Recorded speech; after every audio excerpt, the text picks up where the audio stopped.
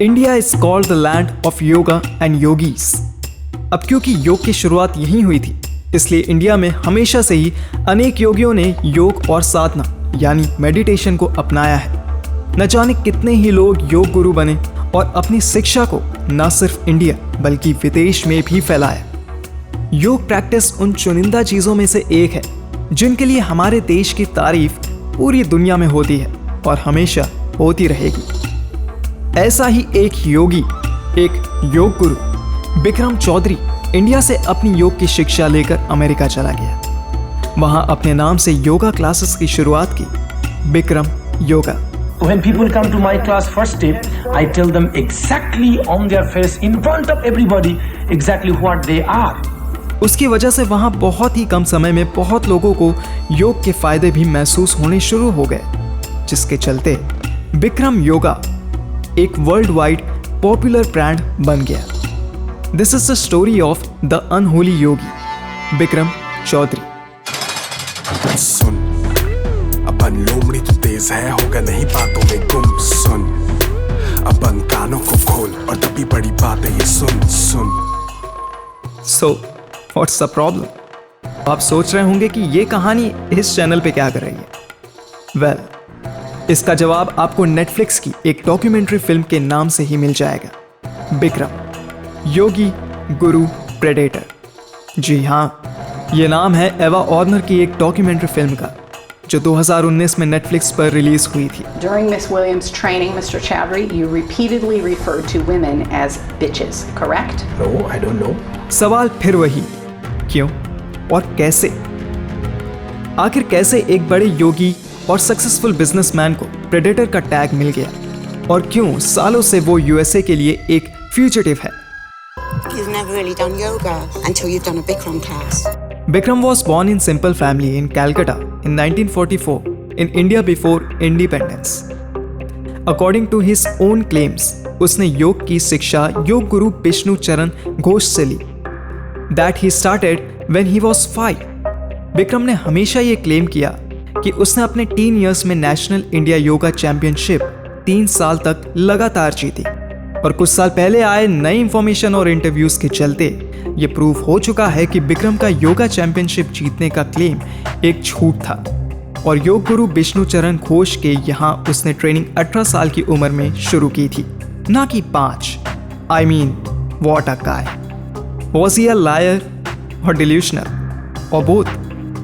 Anyways, so in 1969 he could only complete one of the 4 parts of his trainings under Vishnu Charan Ghosh. He completed his asanas training but not the pranayama, bandha or dhyana training.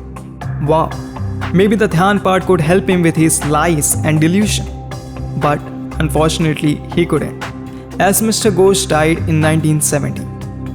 उसके बाद उसने एक yoga series develop की using 26 of the 500 postures created by his Guru Ghosh, and he called it Bikram Yoga.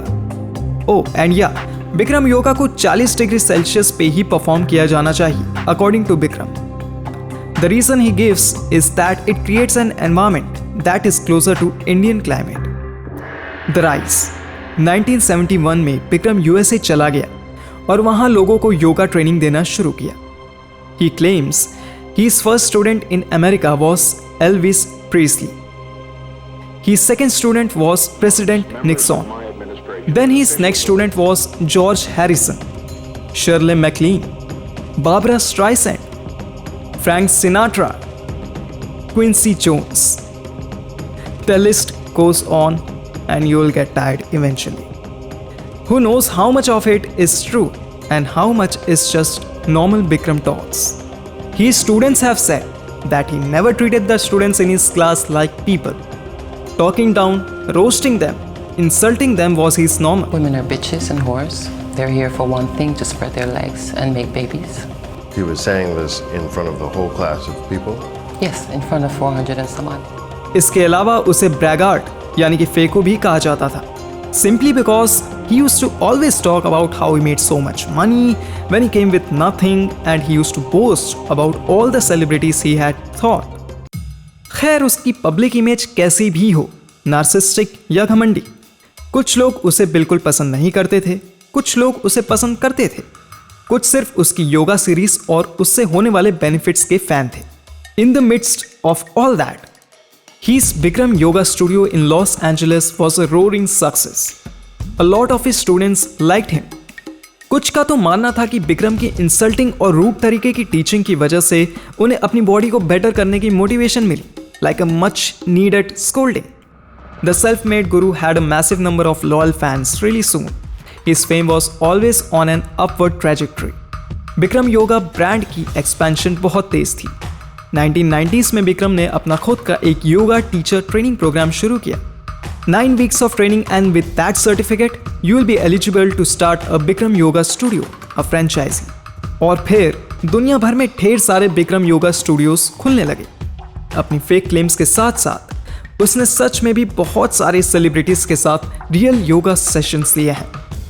What am I trying to say is, Bikram Chaudhary was a very successful man with his very successful brand. You've built an empire. I built an empire. Yep. Why not?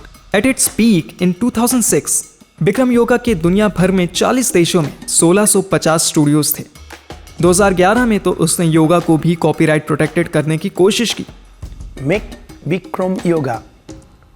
Copyright, trademark, franchising, patent. The Justice Department, the government will protect you, American way. वो ये चाहता था कि ये particular series और उसके derivatives कोई ना सिखा पाए without his authorization. He sued a lot of people and yoga studios under that claim. पर आखिरकार यूएस गवर्नमेंट ने एक क्लैरिफिकेशन दी कि योगा पोस्चर्स को ऐसे कॉपीराइट नहीं किया जा सकता। All these copyright claims were baseless. But Bikram being Bikram, truth, lies and delusions had no distinction. But in terms of strictly business, he didn't stop rising until he started falling. Before he started falling, Bikram ने millions of dollars कमाए, जगह जगह elite properties खरीदी, महंगी महंगी fancy गाड़ियाँ भी खरीदी। He featured on the cover of an American magazine. He was well known and he was revered too. It's all a part of his success and the name he made. He was at the peak of his glory and success. Then a series of events happened and he fell. He started falling down. You will never meet another human being in this earth more pure than me. I tell the truth. Spine straight.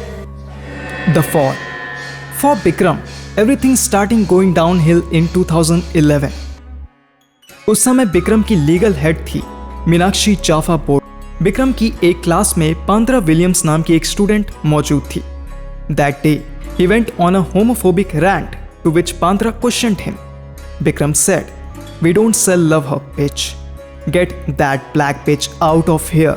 She's a cancer." उसके बाद पांद्रा को class से निकाल दिया गया और उनके पैसे भी उन्हें वापस नहीं मिले। So, she decided to sue Bikram. सारा बॉन वो एक्चुअली पहली लड़की थी जिसने बिक्रम पर सेक्सुअल असॉल्ट की एलिगेशंस लगाई। अकॉर्डिंग टू सारा, बिक्रम ने उन्हें 2008 में एक ट्रेनिंग कैंप पर सेक्सुअली असॉल्ट किया था। Then there was Maggie चंतनर।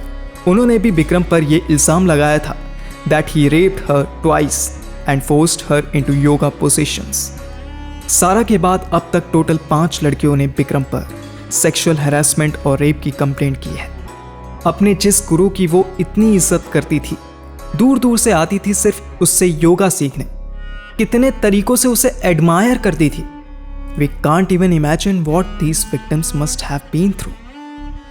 Coming back to his legal head, Meenakshi Jaffa Borden. On March 13, she was terminated, unlawfully and abruptly. Another tough part in this whole scenario is thinking about the people जिनकी life yoga ने change कर दी हो और बहुत help की हो.